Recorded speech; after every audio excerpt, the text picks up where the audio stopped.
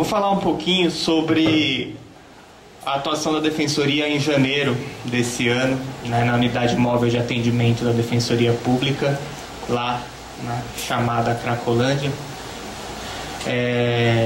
Foi uma atuação que durou cerca de 30 dias, né, contou com a atuação de defensores públicos, de psicólogos, de assistentes sociais, o atendimento direto à população que nos procurava ali com uma van, né, da Defensoria, que é a nossa unidade móvel, e que foi uma atuação convocada ali pela urgência, né, da situação. Não houve muito tempo de planejamento, a gente ficou sabendo pela mídia o que estava acontecendo e teve que ir lá prestar um atendimento de urgência. Começar falando alguns dados desse atendimento, né, o que é que a gente viu lá, né, do que a gente pode noticiar. Inicialmente, a atuação da Defensoria começou basicamente para acolher as denúncias de violação de direitos humanos, né, que era o que mais nos preocupava. Em relação a essas denúncias de violação, nós fizemos uma sistematização ali dos dados, né, que eu trago aqui nesse primeiro slide. O primeiro tópico aqui, a letra está um pouco pequena, é acoso em massa. A segunda é proibição de circulação e permanência. A terceira é impedimento de acesso ao bom prato e alimentar-se na rua. O próximo é constranger comerciantes a não atenderem pessoas maltrapilhas. E o último, sumiço de pessoas. Bom, vocês sabendo quais são os tópicos, acho que o fato de ter em qualquer um desses tópicos já é algo inconcebível, né? Considerando que foi feito por agentes do Estado. Não estamos falando aqui de crimes entre civis. Outro tópico de violações que a gente recebeu denúncia são xingamentos, na primeira coluna aqui. O segundo, revista vexatória. O terceiro, ameaça de morte. E o quarto, ameaça de prisão forjada. Só um esclarecimento em relação ao azul e o vermelho. O azul seria o número de vítimas e o vermelho é o número de testemunhas dessas denúncias, né, dessas situações. Aqui outras violações, outra categoria de violações. Prisão forjada, a primeira. Segunda, invasão de domicílio. Terceira, prisão para averiguação. A quarta, policial sem identificação. A quinta, omissão de socorro. A sexta, subtração de pertences. A sétima, desrespeito à defensoria. A Defensoria passou a ser alvo também de desrespeito quando começou a atuar ali em poucos dias depois dessa atuação. Em relação a violações à integridade física, a primeira coluna traz o número de uso de gás-pimenta, a segunda, violências físicas em geral, a terceira, tiros da polícia militar, a quarta, bombas de gás, a quinta, mordida de cães da polícia militar e a sexta, atropelamento pelas motos, pelas viaturas. Bom, né, essas denúncias elas foram colhidas. O que acontece? Podem questionar, mas como a Defensoria podia trabalhar, né, esse tanto de denúncia? Havia uma dificuldade muito grande ali na Cracolândia em janeiro, era a questão de transformar isso numa ação judicial, né, colher provas e ter substância ali no processo. Então, muito dessa atuação de colher as denúncias, de dizer que estava acontecendo, né, aproveitando o mote aqui do seminário, ela acabou sendo mais importante para fazer frear um pouco essa atuação da polícia pelo diálogo, vamos dizer assim, com a mídia, com a informação, com chamar atenção para essa atuação na região, do que um processo judicial propriamente dito, que levaria tempo, que poderia esbarrar aí no preconceito do juiz, na fragilidade ali do processo judicial. Então a atuação da Defensoria para impedir essas violações de direitos humanos, para identificar essas denúncias, ela não passa estritamente só pela atuação judicial da Defensoria, mas passa por um posicionamento que acaba sendo um enfrentamento extrajudicial dessas violações, né, pela comunicação direta ali com as pessoas que, cientes dos seus direitos, passaram a estar um pouco melhor organizadas, a estar um pouco mais seguras. E até a própria presença física da defensoria ali, da unidade de atendimento, gerava um raio ali de descanso para as pessoas que, mesmo que elas não procurassem o atendimento da defensoria, muitas vezes elas iam se deitar na rua onde estava o posto de atendimento da defensoria, porque ali a polícia não os abordava, porque sabia que a abordagem teria que aí sim seguir todos os trâmites corretos. Então era comum, né, naqueles dias de atendimento, ver do outro lado da calçada muita gente deitada, mas não porque sempre eles ficavam deitados naquela rua, mas porque a presença física da defensoria realizando os atendimentos dava pelo menos um tempo para eles descansarem, sendo que à noite eles não conseguiam. Quando a defensoria não estava ali, a polícia ficava, né, tocando as procissões lá, como passou na mídia. Na sequência ali dos dados das apreensões, daqui a fonte da Polícia Militar com os dados deles, né? Do porquê é um sucesso, só para a gente ter uma contraposição. Vou pegar só nessas partes da atuação da polícia. 317 prisões efetuadas, 32.544 abordagens policiais, 94 condenados capturados, 292 flagrantes. Se você olhar os dados oficiais, né, não são dados oficiais da polícia, não são nem os dados da defensoria, você chega analisando essa própria informação que o índice de eficiência é de 32.544 abordagens, foram feitas 317 prisões. Quer dizer, a cada 100 pessoas que eram abordadas naquela época, menos de 0,97, tinha de fato algo de irregular que pudesse resultar na prisão. Então, bastante questionável a eficiência, se for pensar nesses termos, né? Abordar essa quantidade de gente, mobilizar essa quantidade de esforços, de recursos públicos, fora a maneira questionável de alguma dessas abordagens, para um lugar que supostamente seria tão perigoso, e encontrar esse resultado. Além da questão da denúncia de violência, após os primeiros dias ali da atuação da defensoria, a gente percebeu que não bastava só colher essa denúncia, porque as pessoas estavam assustadas, as pessoas estavam procurando ajuda, tinham demandas de outras coisas. E a partir de dado momento que entraram os psicólogos e assistentes sociais na atuação, né, eu fui um dos primeiros a ir para lá, e a pessoa via ali a defensoria, começava a contar com a defensoria como um lugar de proteção e pedia qualquer tipo de ajuda ou de auxílio, né? A gente também sistematizou um pouco essas demandas que iam além da denúncia da violência, né?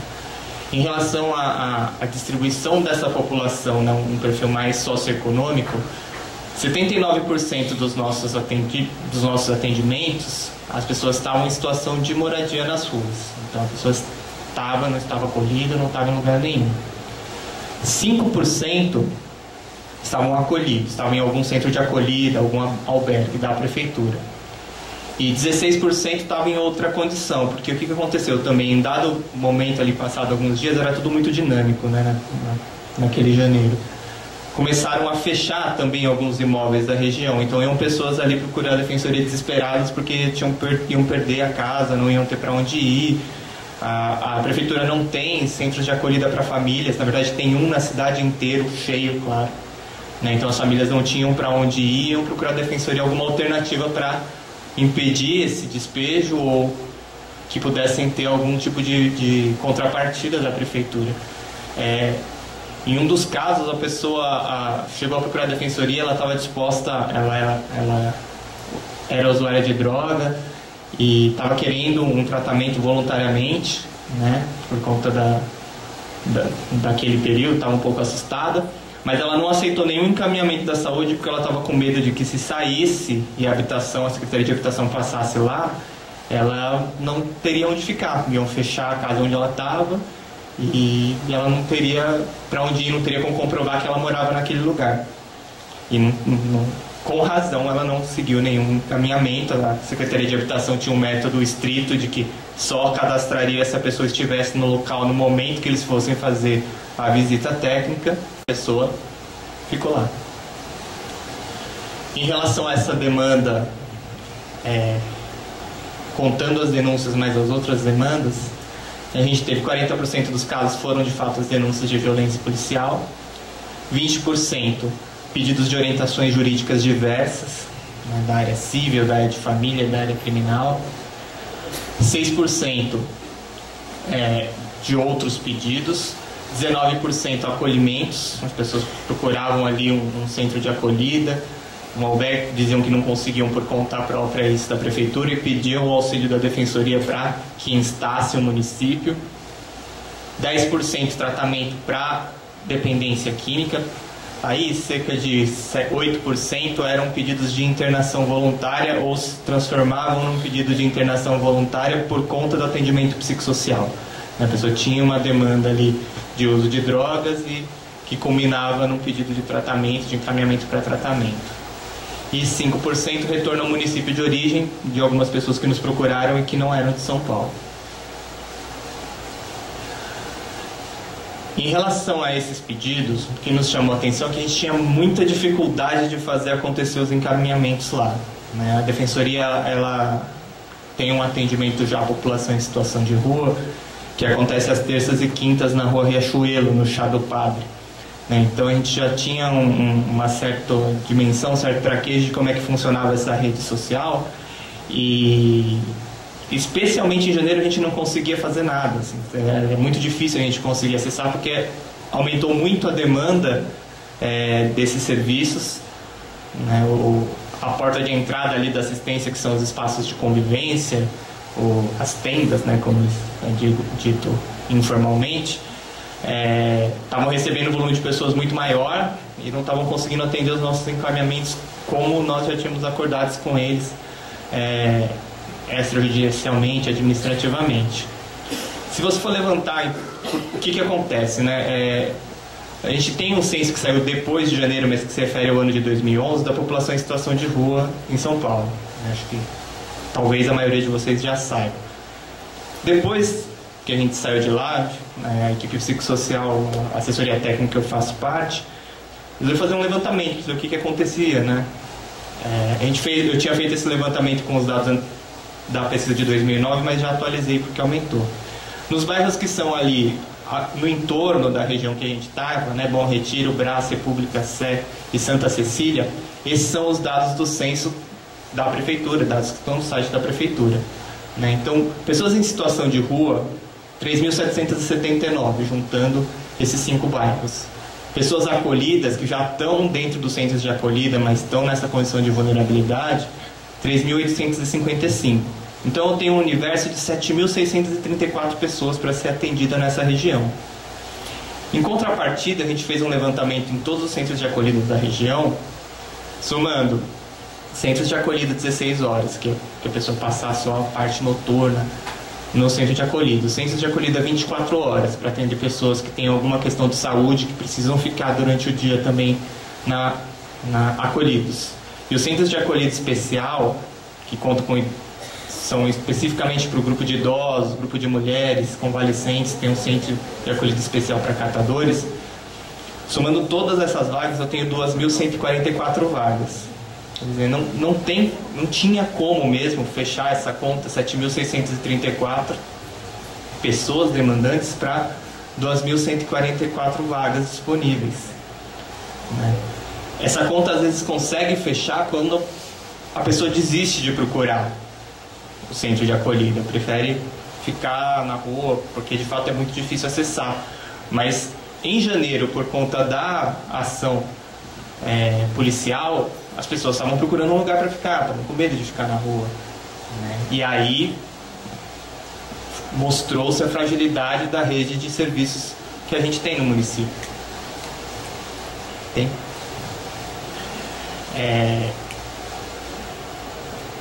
Em relação à questão do uso de drogas, né, da vulnerabilidade que o Rubens estava falando também anteriormente, o que a gente constatava ali, na maioria das vezes, não eram problemas de uma dependência fisiológica, uma questão relacionada à saúde, né, que a droga estivesse comprometendo a vida das pessoas, mas um problema muito grave em relação à condição social e aos recursos que essas pessoas tinham acesso, né?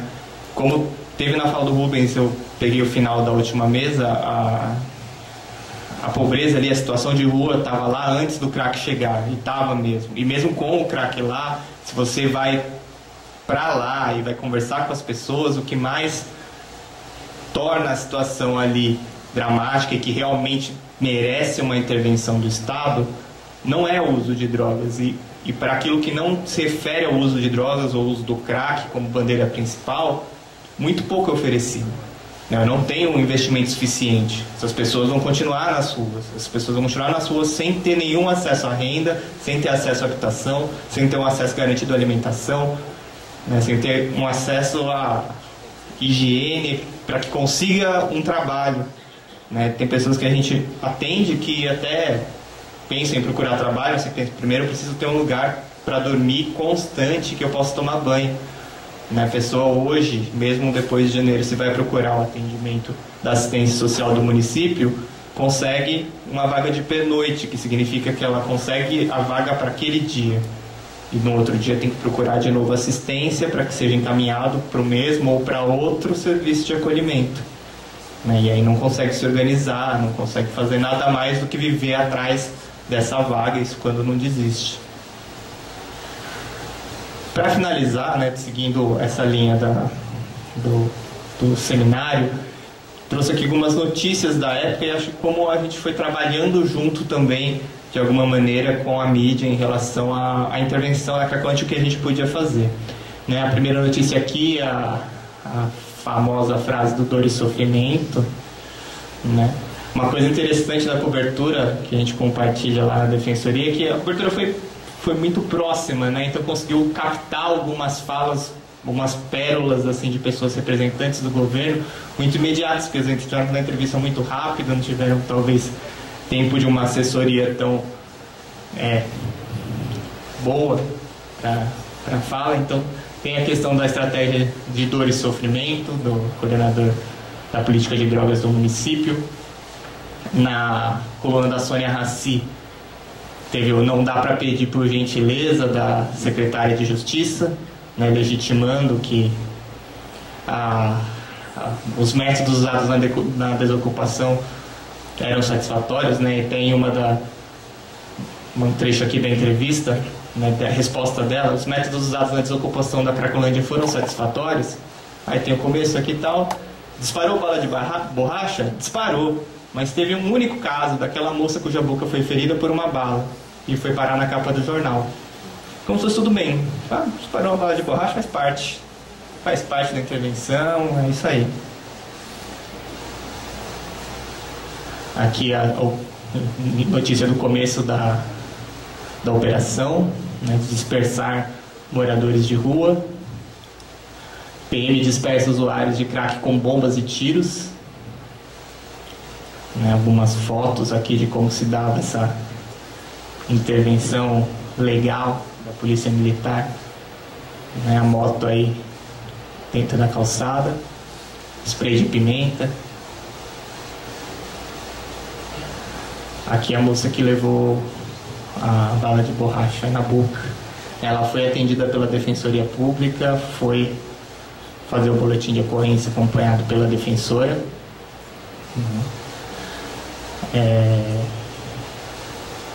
Aqui uma foto dela também, dá para ver muito bem, tá com a boca inchada aqui, logo que tomou o tiro. Essa é a ficha de atendimento dela na defensoria. Geralmente na entrevista da secretária também mencionava, ela foi questionada, né, se a mídia não estivesse lá, se ela acha que isso teria vindo à tona. E ela disse: não, mas a moça era bem espertinha, ela logo foi falar com a defensoria. Enfim. Depois do tiro, teve o boletim de ocorrência e a defensoria fazendo a parte dela, a notícia, né? Tiro de borracha vira primeiro BO de tortura. Entrevista da de um defensor público, coordenador de direitos humanos também. Na sequência, o governo proíbe o uso de balas de borracha e bombas de efeito moral na Cracolândia. Ela veio falar com a gente ali, a ficha de atendimento era no dia 6, que era uma sexta-feira, né? Essa notícia é do dia 11, quarta-feira, né? Então é uma sequência de coisas que foram acontecendo, né? E que acaba sendo um trabalho conjunto, vamos dizer assim, mas um diálogo entre o que pode ser feito para a gente que está atuando em favor da população ali, pelos direitos dela, seja na área estrita do direito, né, dos defensores públicos, seja na área psicossocial relacionada ao direito das pessoas, né, que é a atuação psicossocial dentro da defensoria pública, mas que também trabalha com essa informação com a sociedade em geral e que vai aí mobilizando as forças políticas para que minimamente a gente consiga impedir o mais grave. Se a gente não consegue evitar tudo, a gente conseguir parar com as coisas mais graves e parar com o máximo de coisas que a gente conseguir, né? Com a atuação da Defensoria lá, também mobilizou o Ministério Público a ter que se manifestar, porque a Defensoria estava lá dentro, e aí as ações que eram feitas pela Defensoria também chegavam ao conhecimento da imprensa e chegavam ao conhecimento do governo, e assim ia. Aqui era um panfleto, uma folha de sulfite que a Defensoria começou a distribuir lá também, com direitos mínimos que todos nós temos, todos os cidadãos têm, né, em relação ao artigo 5º da Constituição Federal, Lei 4.898 em relação ao abuso de autoridade, Código Penal em relação ao uso arbitrário ou abuso de poder, direito da pessoa quando abordada por policiais, locais onde reclamar dos direitos humanos, corregedoria, a Defensoria Pública também se colocando como um ponto de denúncia, e que incomodou bastante ali um papel, né, uma informação básica que todo mundo deveria saber, não tem nada de errado. Assim, incomodou muito ali na operação os agentes da polícia. Chegaram aí, reclamaram, a Defensoria que estavam distribuindo esses panfletos, né, isso não tem o que fazer. Aqui uma notícia sobre os panfletos. Panfletos com direitos civis são distribuídos na Cracolândia, em São Paulo, né, senhor mostrando aqui como empoderava as pessoas, saberem dos direitos delas, né? Então, tinha nada de revolucionário, a gente estava fazendo o trabalho que é o nosso trabalho de mostrar que elas têm direito a ser tratadas de qualquer maneira por um agente do Estado, qualquer agente do Estado, nós, a polícia, qualquer outro, né? Desgaste faz polícia liberar a volta da Cracolândia a 50 metros da original. Aí, outra notícia também sobre um pouco dessas idas e vindas e dessa pressão que acabou acontecendo dentro da imprensa.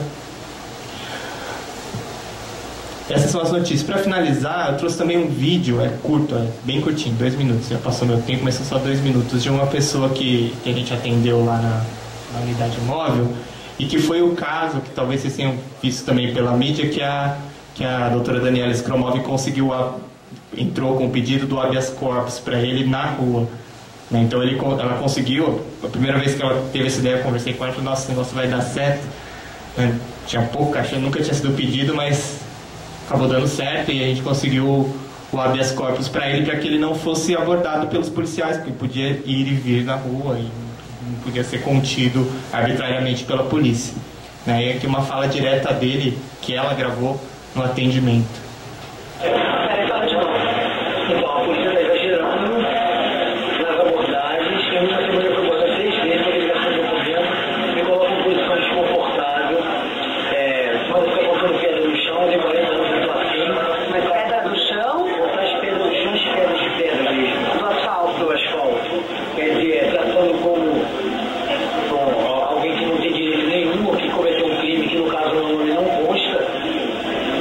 Nenhum